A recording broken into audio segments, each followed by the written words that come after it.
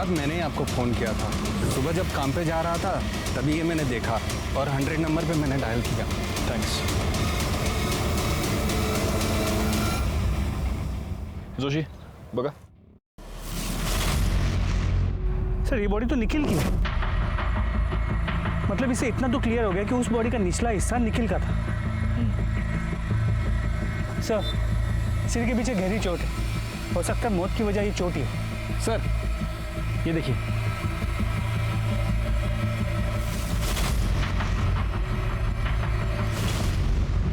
गायकवाड़ अपनी forensic team को बुलाओ और उनसे कहना कि इस बार मुझे रिपोर्ट जल्द से जल्द चाहिए। सर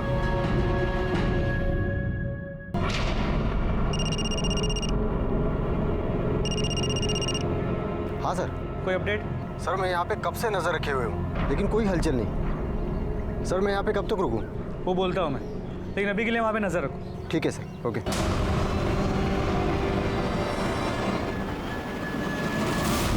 हे शिंदे नाही होते सर। गायकवाड, आयुष्मान बाबा आणि त्याच्या मुलाबद्दल काय कळलं का? नहीं सर, पण लवकरच समझे। और सर ये निखिल की पोस्टमार्टम रिपोर्ट, इसके मुताबिक उसकी मौत 19 मई की रात 9 और 10 के बीच हुई है और मौत की वजह सर पे रॉड जैसी किसी चीज से वार किया जाना है। इसका मतलब सिर्फ घर से निकलते वक्त ही नहीं बल्कि मर्डर के वक्त भी ये दोनों मियाँ बीवी एक दूसरे के साथ ही। गायकवाड एक काम करो, हमें जहाँ पर ये दोनों सिली हुई बॉडीज मिली पता करो कि मर्डर के टाइम पे वहाँ आसपास कितने मोबाइल नंबर एक्टिव थे और उन नंबर्स को बाबा, उसके बेटे और बाकी के असिस्टेंट के नंबर के साथ मैच करके देखो। सर ये रहे काजल के कॉल रिकॉर्ड्स। इस कॉल रिकॉर्ड के मुताबिक काजल के कॉल्स की ड्यूरेशन 1 से 1.5 मिनट थी सिवाय एक नंबर को छोड़ के। खोपोली में एक नंबर है, 3 हफ्ते पहले काजल ने उस पर 20 मिनट तक बात की थी। किसका नंबर है? काजल की माँ मुक्ता।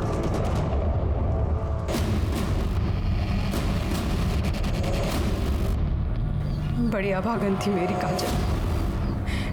तिच्या नशिबात सुखच नव्हतं। हम जब पालघर के पास नांदोर गांव में रहते थे तब काजल दूसरे बिरादरी के लड़के के साथ भाग गई। पूरे गांव ने हमें बेदखल कर दिया। हम लोग दर दर भटकने लगे, कभी यहाँ गावात कभी त्या गावात। अभी 1 महीना पहले नवीन को यहाँ काम मिला। 3 हफ्ते पहले आपकी काजल से बात हुई थी? हो सर, 1 महीने पहले की बात है सर। मेरी जानने वाली को मुंबई में काजल बाजार में टकरा गई। उसने मुझे फोन किया, काजल ठीक है, और उसने काजल का नंबर दिया। मैंने सोचा मैं उससे बात नहीं करूंगी, पर क्या करूं, माँ हूं ना। मैंने उसे फोन किया, बड़ी खुश लग रही थी वो फोन पर। उसने कहा कि वो मुझसे मिलने आने वाली है, पर नहीं, वो नहीं आई। उस निखिल के घर वालों ने ही मारा है साहब मेरी ताई को। साहब हमारी ताई उसे कभी पसंद नहीं थी, हम लोग अलग बिरादरी के हैं ना, इसीलिए। वैसे 19 तारीख को तुम कहाँ थे? मैं काम पे था साहब, विठ्ठल और मैं साथ में ही काम पे जाते। विठ्ठल कौन? हमारा पड़ोसी, इधर बाजूला रहा। निखिल की फैमिली का नांदौर का एड्रेस है आपके पास? ठीक है सर, विठ्ठल ने कंफर्म किया है। 19 मई को नवीन उसके साथ सुबह से शाम तक गोडाउन में ही था। एक काम करते, निखिल के घर चलकर पता करते कि इस नवीन की बात में कितनी सच्चाई है। मैंने कितनी बार निखिल को समझाया था कि काजल तेरे लिए ठीक नहीं है, फिर भी उसने मेरी एक बात नहीं मानी। इसलिए तुमने उन दोनों का पता लगाया, उनका मर्डर किया और अपना बदला पूरा किया। क्या बात कर रहे हो साहब? मैंने खुद उन दोनों की शादी करवाई थी। बिरादरी में रहने के लिए नाटक किया था कि वो दोनों गांव से भाग गए। दरअसल मुझे पहले से ही पता था कि वो दोनों मुंबई में कहाँ रहते हैं, क्योंकि वो घर मैंने ही भाड़े पे लेके दिया था उन्हें। हर दूसरे दिन मेरी निखिल से बात होती थी। फिर मैं अपने बेटे और बहू को क्यों मारूंगा? फिर एक बार हम डेड एंड पर आकर पहुंच चुके थे। हालांकि फॉरेंसिक रिपोर्ट से यह पता चला था कि रिया के नाखून में किसी के स्किन फ्रैगमेंट्स पाए गए थे, लेकिन वो स्किन फ्रैगमेंट्स किसके थे ये पता लगाने का कोई भी तरीका हमारे पास नहीं था। दूसरी तरफ हमारी ये थियरी थी कि काजल और निखिल का मर्डर या तो काजल के लवर ने किया है या आयुष्मान बाबा ने। काजल और निखिल के मर्डर स्पॉट पर एक्टिव नंबर्स का हम इंतजार कर रहे थे और हमें इंतजार था सूरज यादव का भी, जिसे ट्रेस करना काफी मुश्किल हो रहा था क्योंकि उसका मोबाइल नंबर लगातार ऑन ऑफ हो रहा है। ऐसे में आयुष्मान बाबा के प्रॉपर्टीज पर नजर रखने का हमारा प्लान कामयाब हो गया जब हमें यह पता चला कि उसकी वसई की प्रॉपर्टी पर कोई आया है।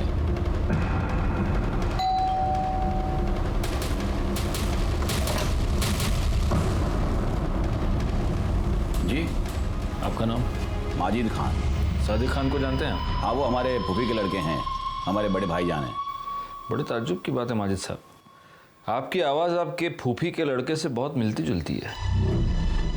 देखिए, आप हमें खामखा परेशान कर रहे हैं। हमारे बड़े भाईजान का उन्होंने जो किया है उससे हमारा कोई वास्ता नहीं है। गायकवाड़,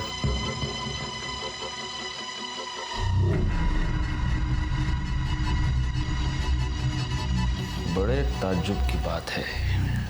सिर्फ आवाज ही नहीं, आपके हाथ पर चोट का निशान भी आपके फूफी के लड़के से मिलता जुलता है। सुनिए, मेरी बात सुनिए। आयुष्मान बाबा, अब तेरे आशीर्वाद देने के दिन खत्म हो गए, अब हम तुझे आशीर्वाद देंगे। सर, मुसलमान होके मैं आयुर्वेद या ज्योतिष का धंधा नहीं कर सकता, इसलिए फिर सादिक खान से मैं आयुष्मान बाबा बन गया।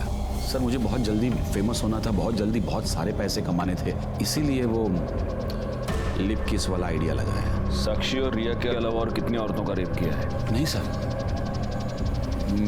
मैंने किसी का रेप नहीं किया है सर। न मैंने न मेरे बेटे ने सर किसी का बेजा फायदा नहीं उठाया है। मानता हूँ सर कि वो बदजबान है, थोड़ा सा बेकाबू हो गया है, लेकिन सर वो ऐसा कुछ करेगा, किसी को इस तरह नुकसान पहुंचाएगा, ये मैं नहीं मानता। वो बेकाबू हो गया या तूने होने दिया? सर, शुरू में मैंने उसे काबू में करने की कोशिश की, लेकिन इसको मशवरा देना सिखाऊं कैसे? आज के बाद अगर मेरे को मशवरा दिया ना जबरन, तो साले पूरी दुनिया को बता देगा मैं कि तू कोई बाबा बाबा नहीं है रे, तू मुसलमान है क्या? हाँ, चल चल 25,000 लेके। अरे ऐश करने की, अरे चल जा, खड़ा हो। लाता। अच्छा ये बता, निखिल के साथ तूने क्या किया? निखिल के साथ? सर, उसके साथ मैं क्यों कुछ करूंगा? क्योंकि तुझे ये पता चल चुका था कि रिया मर्डर केस में निखिल हमें कोई इन्फॉर्मेशन देने वाला था। नहीं सर, मुझे इसके बारे में कुछ नहीं पता है, बल्कि मैं तो उसे नौकरी पर भी नहीं रखने वाला था जिस दिन से मैंने काजल के बारे में सुना है। मतलब सर, वो काजल को भगाकर शादी करके मेरे पास आया था मुंबई। काजल को मेरे पास इसलिए लाया था कि ताकि मैं उसको आशीर्वाद दूं, और फिर मेरे पास नौकरी मांगने लगा, और उस वक्त मेरे पास एक अकाउंटेंट की जॉब खाली थी, तो मैंने कहा था उसे कि मैं उसे नौकरी दूंगा। तो ठीक है, कल से तुम यहाँ नौकरी पे आ जाना।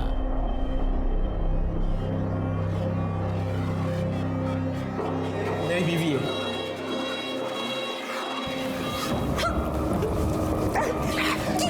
आर्यमन, ये क्या बदतमीजी है? ये क्या कर रहे हो तुम? क्यों चिल्ला रहा है? आशीर्वाद तो दिया है जैसे तू देता है। निखिल, रिया और काजल तीनों का मर्डर हुआ है। बता, इसमें से कौन सा खून तूने किया, कौन सा तेरे बेटे ने किया, या दोनों ने मिलके किए तीनों खून? नहीं सर, हमने किसी का खून नहीं किया, सच कह रहा हूँ सर। अगर मर्डर नहीं किया तो भाग क्यों गया था? रिया के बारे में सुन के डर गए थे हम लोग। बेटा कहाँ है तेरा? कहाँ छुपा के रखा है उसको? जिस दिन से आश्रम से भागा उस दिन से वो गायब है सर। गायकवाड़, इसका डीएनए टेस्टिंग कराओ। रिया के नाखून में जो स्किन का फ्रैगमेंट मिला उससे मैच करके देखो। आयुष्मान बाबा आखिर तक यही कहता रहा कि वो निर्दोष है, और हमारे पास भी उसके खिलाफ कोई भी पुख्ता सबूत नहीं था। हम उसके डीएनए टेस्ट के रिजल्ट का इंतजार कर रहे थे। आर्यमान अभी तक गायब था। ऐसे में हमारे पास उन फोन नंबर्स की लिस्ट आई जो 19 मई को रात 9 से 10 के बीच निखिल और काजल के मर्डर स्पॉट पे एक्टिव थे। वो 3 नंबर्स थे, और उन 3 नंबर्स में से एक नंबर के बारे में हमें पहले से ही पता था।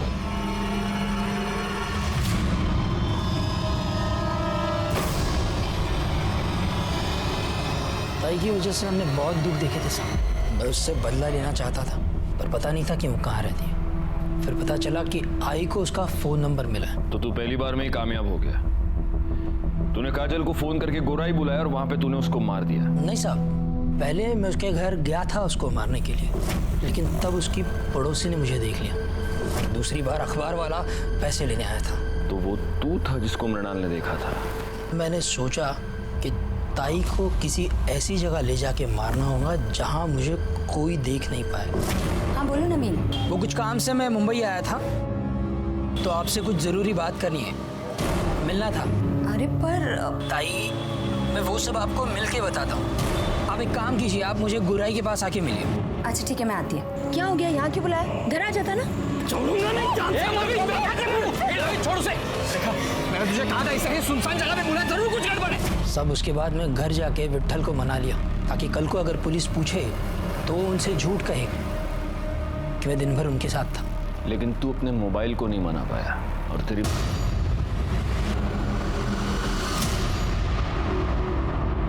क्या बुलाऊं तुझे? आर्यमान, इमरान या फिर सूरज यादव?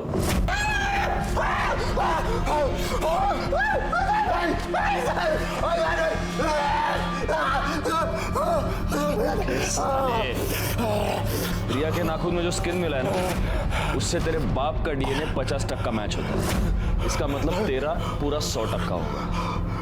इसलिए मैं बोल रहा हूँ नाटक मत कर, क्योंकि हमें आसानी से प्रूव कर सकते हैं कि तूने रिया का मर्डर किया। और साहब, साक्षी और रिया का रेप नहीं किया है साहब। अब्बू का चोला अपने ऊपर डाल लिया था कि कहीं बीच में थोड़ा बहुत भी होश आए तो लगे कि अब्बू ने गलत काम किया है। मर्डर क्यों किया रिया का?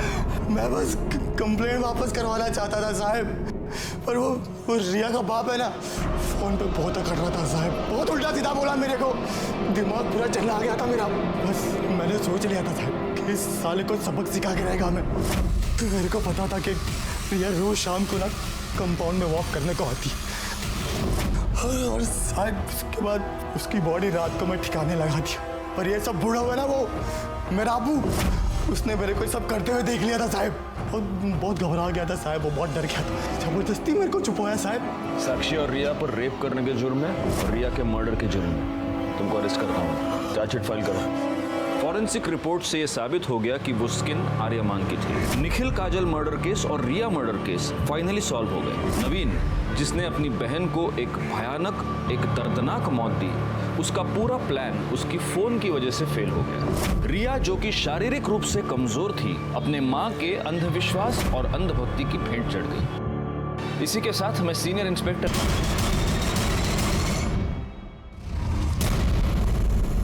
सर, जिस तरह साड़ी को लपेटा गया है उसे देखकर तो यही लग रहा है कि मर्डर से पहले रेप हुआ है। जरा ठीक से चेक कीजिए। Yes sir.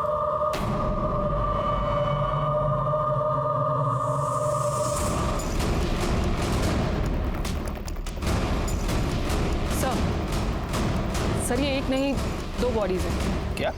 मेरा मतलब है सर, एक बॉडी में 2 डेड बॉडी। बॉडी का निचला हिस्सा किसी आदमी का है और ऊपर का हिस्सा औरत का। यानी कि मर्डरर ने एक आदमी और एक औरत का मर्डर करके उनकी बॉडी को बीच से काट के आपस में सिल दिया।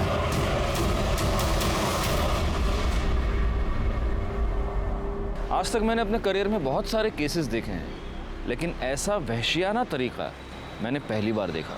नमस्कार, मैं senior inspector Rajesh Jadhav, crime petrol Dastak के आज के इस भाग में आप सबका स्वागत करता हूं। आज मैं आपको उस केस के बारे में बताने जा रहा हूं जो मेरे पास तब आया था जब मैं मुंबई के बोरीवली पुलिस स्टेशन में पोस्टेड था।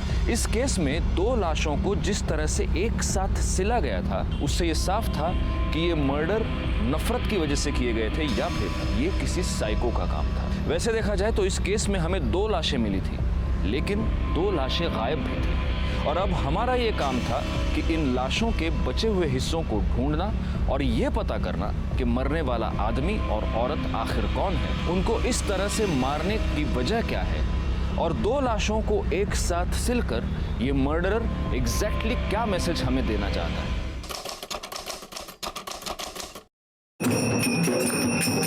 आयुष्मान बाबा की, आयुष्मान बाबा की, आयुष्मान बाबा की।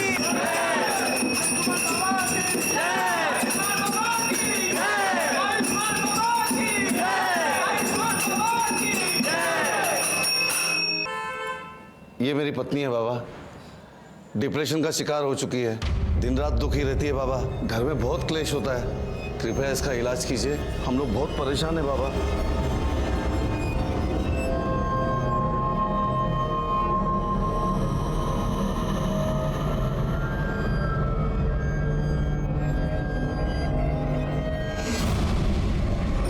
आयुष्मान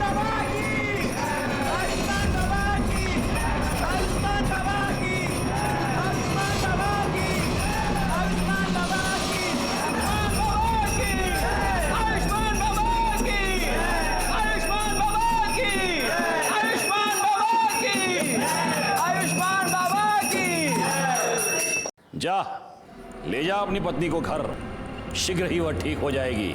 बाबा की जय हो, बाबा की जय हो। आओ भक्तों, बाबा का आशीर्वाद ले लो।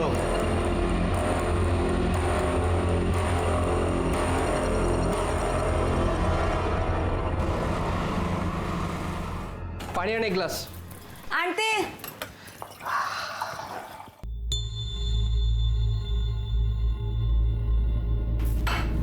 ये ले, घर खर्च के लिए। अब देख क्या रही है, पगार हुआ यार। मुझे नहीं चाहिए तेरे पाप की कमाई।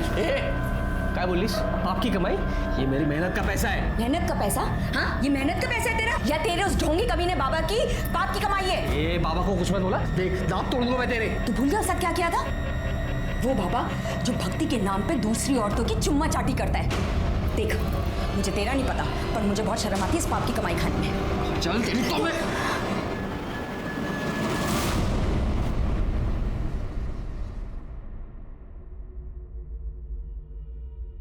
सुनिए, मुझे कुछ पैसे चाहिए थे। देखो साक्षी, तुम्हें अच्छी तरह से पता है मुझे इस तरह के ढोंगी बाबा और उनके चमत्कार पे बिल्कुल विश्वास नहीं है, और ऐसे काम के लिए मैं तुम्हें 1 रुपया भी नहीं दे सकता हूँ। तुम्हें हो या ना हो, पर मुझे है, और ये सब मैं रिया के लिए तो कर रही हूँ ना। देखो साक्षी, मेरी प्यारी रिया को ठीक करने के लिए किसी ढोंगी बाबा की कोई जरूरत नहीं है, और खबरदार तुम इसे किसी के पास लेकर गई ऐसे बाबा के पास।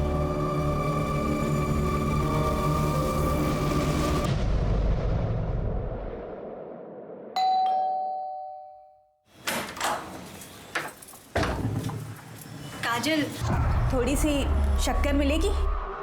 वाटी अनलेस? हाँ, वाटी।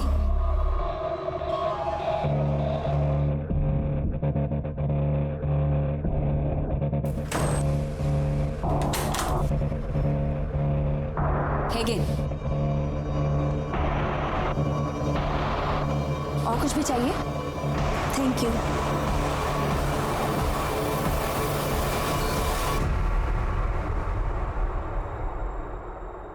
ठीक किया जो तुम इसे मेरे पास उपचार के लिए ले आई। बाबा, मेरी रिया चल तो सकेगी ना? अवश्य।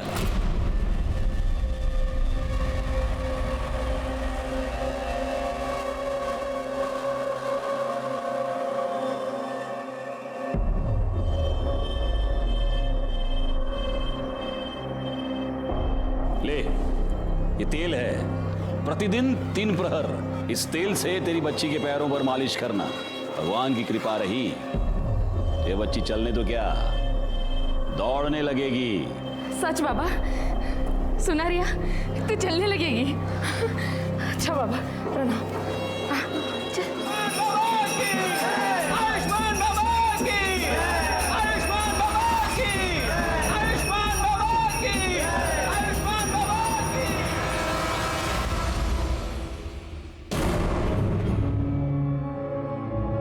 रिया बेटा, बेटा क्या हुआ? बाप रे, क्या हो गया है लोगों को? इतने घटिया लोग भरे पड़े हैं ना, रेप पर रेप के केस आ रहे हैं। अब 60 साल के बुड्ढे ने एक 20 साल की लड़की का रेप कर दिया, बताओ। रिया, रिया बेटा, रिया बेटा क्या हुआ? क्या हुआ बेटा? रो क्यों रो? क्या हुआ? ओ बेटा मुझे बताओ। अरे किसने कुछ कहा क्या? मुझे बताओ ना, क्या हुआ? अरे भाई ये रो क्यों रही है? क्या हुआ इसे? क्या हुआ बेटा? बेटा मुझे बताओ क्या हुआ?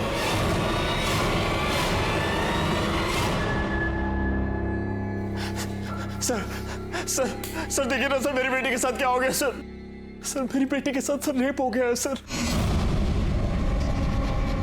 आप प्लीज बैठिए और मुझे शांति से बताइए कि एग्जैक्टली। सर मेरे मना करने के बाद भी ना मेरी, लेकिन कोई फर्क नहीं पड़ रहा था। तब मैंने बाबा के बारे में सुना, मैं रिया को उनके पास लेकर गई।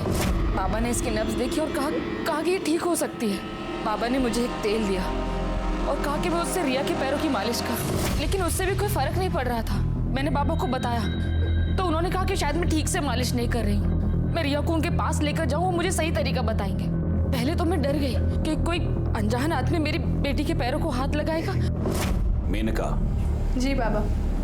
मेरी आंखों पर पट्टी बांधो।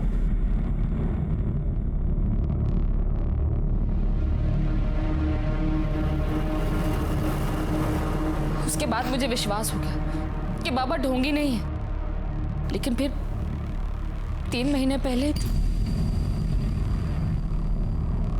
बाबा वो आज मेरे पास फीस के लिए पैसे नहीं हैं। अरे रे रे रे रे रे रे रे, पैसे नहीं है तो कोई बात नहीं, अब पैसा ही सब कुछ थोड़ा ना है, क्यों बाबा, है ना?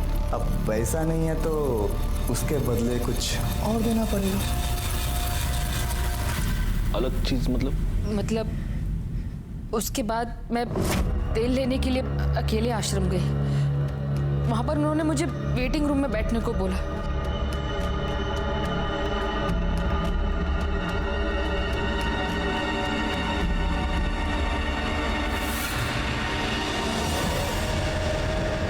कौन था वो? पता नहीं सर, लेकिन जब होश आया तो देखा कि मेरे कपड़े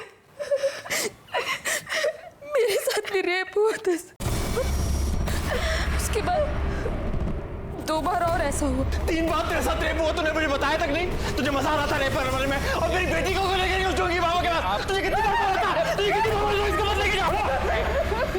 1 मिनट, अभी आप बैठेंगे प्लीज, वरना मुझे आपको बाहर निकालना पड़ेगा। रिया में इंप्रूवमेंट दिख रही थी। अगर मैं तुम्हें बताती तो तुम ट्रीटमेंट रुकवा देते, इसलिए मैंने नहीं बताया। लेकिन फिर 4 दिन पहले 13 तारीख को मैं रिया को लेकर आश्रम गई। आर्यमान ने हमें कहा कि हम वेटिंग रूम में वेट करें, बाबा बाहर गए। उनके शिष्य ने हमें एक शरबत पिलाया, जिसे पी के हम दोनों बेहोश हो गए। लेकिन बेहोश होने से पहले मुझे याद, आर्यमान मुस्कुरा रहा था। मुझे लगा कि फिर से, लेकिन जब मुझे होश आया तो मेरे साथ कुछ भी नहीं हुआ था। लेकिन रिया वहां से गायब थी।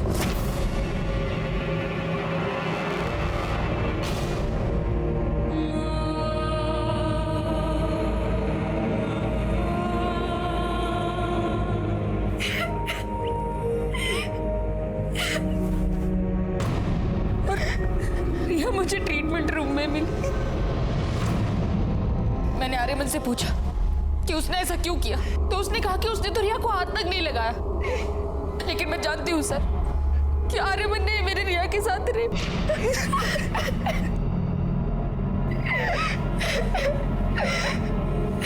बेटा, क्या तुमने उस आदमी को देखा?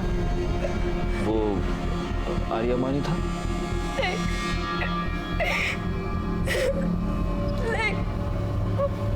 आर्यमान नहीं, आयुष्मान बाबा थे। मुझे याद है, बेहोश होने से पहले जो आदमी मेरी तरफ आ रहा था, उसने वही चोला पहना था जो आयुष्मान बाबा पहनते। इंस्पेक्टर सर प्लीज उस बाबा और उसके बेटे को अरेस्ट कर लीजिए प्लीज सर। प्लीज सर, हमें न्याय दिलवा दीजिए प्लीज सर। कामनी मैडम, बच्ची को मेडिकल एग्जामिनेशन के लिए ले चलिए, आप भी जा सकते हैं।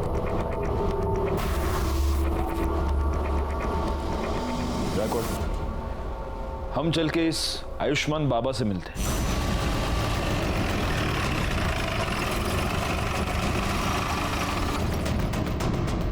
साक्षी हम पर ऐसे आरोप कैसे कर सकती है अपने बाबा के बारे में? देखिए, आपको जो कुछ भी कहना है पुलिस स्टेशन चलकर कहिए। चलिए। साहब 1 मिनट बेटा, ये कोई आम आदमी, चलते फिरते आदमी नहीं है, बाबा है, आयुष्मान बाबा। और इनके भक्तों को पता चला ना कि आपने इनको ऐसे उंगली भी लगाई है, दंगे भड़क जाएंगे साहब, बता रहा हूँ। दंगे वंगे बाद में, सबसे पहले तो तेरे को उठा के अंदर डाल दूंगा। चल यार, ना चलिए चल, मैं कह रहा हूँ कर रही है।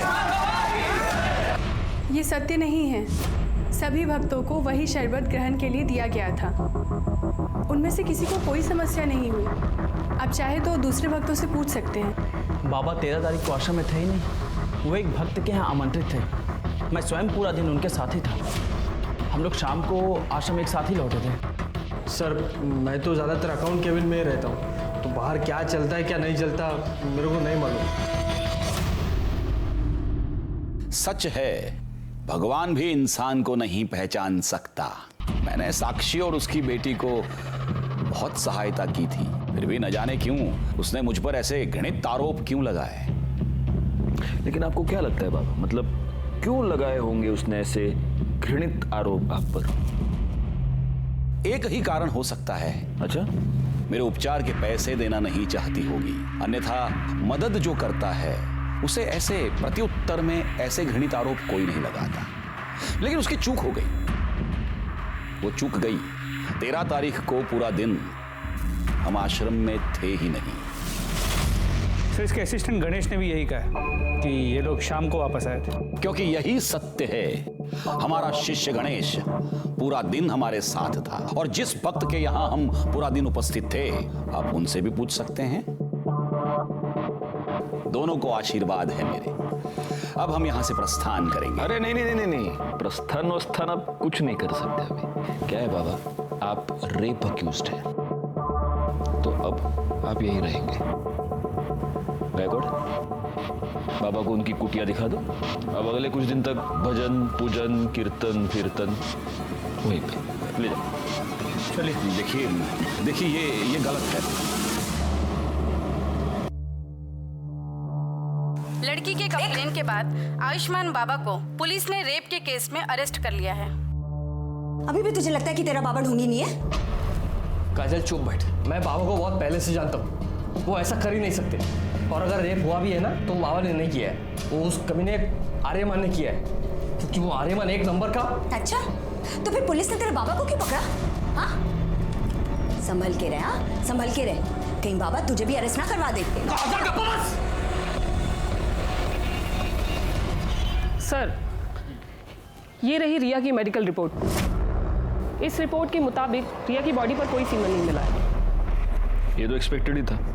4 दिन बाद वो लोग कंप्लेंट लिखवाने आए थे, 4 दिन बाद हमें क्या मिले? सर एक बात और, रिया की मेडिकल रिपोर्ट से पता चला है कि उसके साथ सेक्स हुआ है, वो वर्जिन नहीं है। नहीं, लेकिन कमली मैडम, ये बात लेकर हम कोर्ट में नहीं जा सकते। बाबा का वकील पहली हियरिंग में ये साबित कर देगा कि रिया खुद सेक्सुअली एक्टिव थी और अब उसके माँ बाप बाबा को फंसाने के लिए सब चाल चल रहे हैं।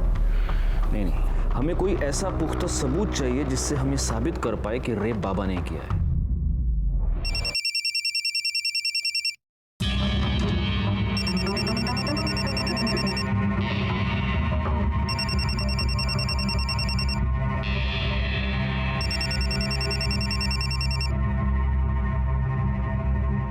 हेलो, तेरी हिम्मत कैसे हुई बाबा के खिलाफ कंप्लेंट लिखवाने की?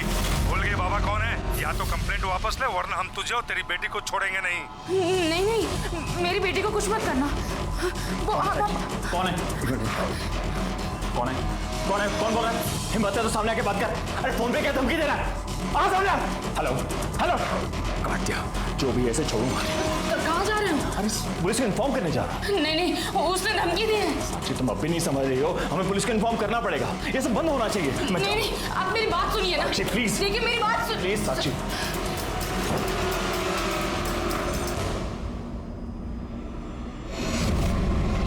कुत्ते, पहले मेरी बीवी और बेटी के साथ रेप करता है और फिर बाद में धमकी भरे फोन करवाता है। तू सोचता मैं डर जाऊंगा? छोड़ूंगा नहीं तुझे साले। क्या चल रहा है? क्या चल रहा है? क्या कर रहे हैं? सर देखिए ना सर, मेरी बीवी के फोन पर सर किसी प्राइवेट नंबर से धमकी भरे फोन आ रहे हैं सर। कह रहे कंप्लेंट वापस ले लो, नहीं तो आपकी बेटी और बीवी को। सर कुछ कीजिए सर। एक मिनट